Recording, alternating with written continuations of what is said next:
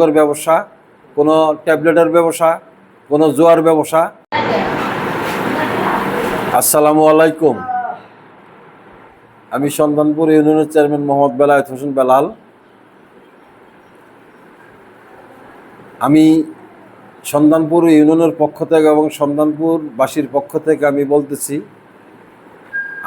আমার ইউনিয়ন পরিষদ এবং সন্ধানপুরবাসী মাদক, মদ, জুয়ার বিরুদ্ধে।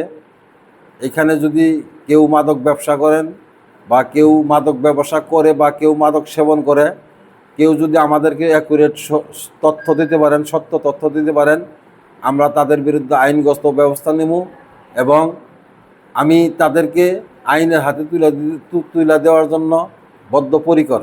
এই সন্ধানপুর ইউনিয়নের ভিতরে কোনো মাদকের ব্যবসা, কোনো ট্যাবলেটের ব্যবসা, কোনো জোয়ার ব্যবসা চলবে না।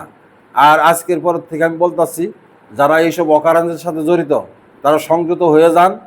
এই ব্যাপারে আমাদের উপজেলা নির্বাহী অফিসার এবং আমাদের অফিসার ইনচার্জ ঘাটাইল সবাই সতর্ক।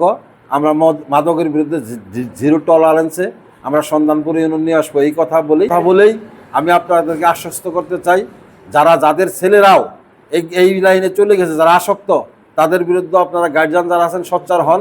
তা না হলে কিন্তু আমাদের যুব সমাজ ধ্বংস হয়ে যাবে। এই কথা বলেই আমি আমার কথা শেষ করছি। আসসালামু আলাইকুম ওয়া রাহমাতুল্লাহি ওয়া বারাকাতুহু।